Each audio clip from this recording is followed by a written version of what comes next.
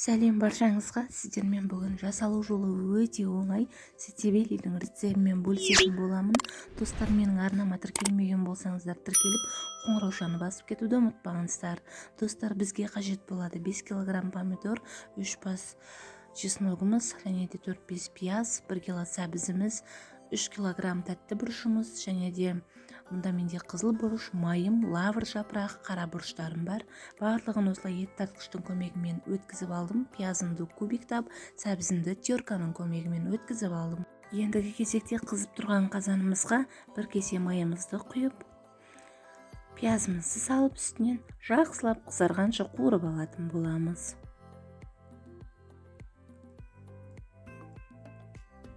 Оның үстінен сәбізімізді салып, оны да жақсылап қуырып алатын боламыз.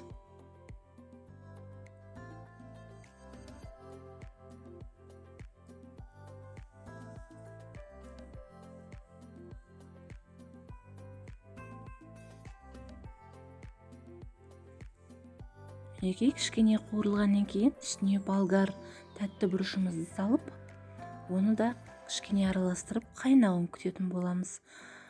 Болгар бұрышын ет тартқыштың көмегімен өткізіп жатқанда үстіне 2 дана қызыл бұрышымды өткізіп алдым, яғни ащы бұрышымды.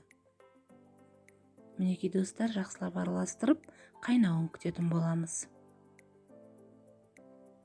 Қайнағаннан кейін үстіне помидорларымды, ет тартқыштың көмегіне өткізілген помидорымды, үстінен чесногымды өткізіп алған болатынмын.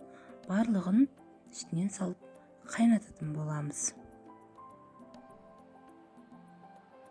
Мұны да жақсылап араластырып алатын боламыз.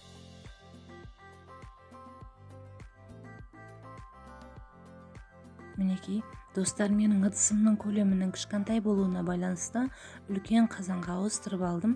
Помидорларымның барлығын үстінен құйып, мінекей жақсылап араластырып алатын боламыз. Қайнаған уақытында үстіне лавр жапырағын және де қара бұрыштарымды, татымына қарай тұзымды салып алдым. Мінекей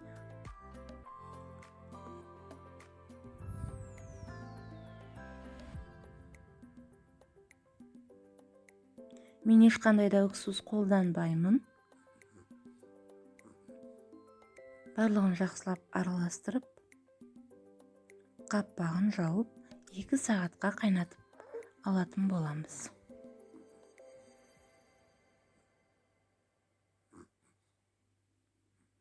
Мінекей достар, 1 сағат қайнағаннан кейін үстіне укропымды салып, оны да жақсылап араластырып алдым.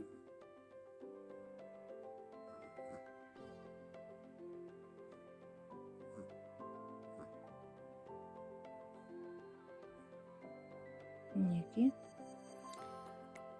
тағы да жай отта 1 сағатқа қайнатып алыңыздар. Достар, менің арнама тіркелмеген болсаңыздар, тіркеліп, лайк басып, комментарий жазып, қоңыраушаны басып кетіңіздер. Мұнда менің инстаграм парақшам бар. Инстаграм парақшама да тіркелуді ұмытпаңыздар. Қазақша контенттің дамуына өз үлестеріңізді қоса отырыңыздар.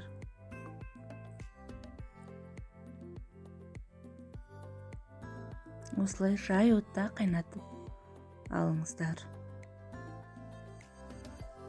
Мінекей достар, менде уже дайын болды. 2 сағат қайнап шықты. Сіздер 2,5 сағат қайнатсаңыздар да болады. Достар, енді кезекте крышкаларымды қайнаған суға салып, банкаларымды паритетіп, салаттарымды құйып жауып алдым. Мұнда мінекей менде жасалу жолы өте оңай сетебелиім дайын. Достар, менің каналыма тіркеліп кетуді ұмытпаңыздар. Сау болыңыздар. Сіздер де жасап көріңіздер.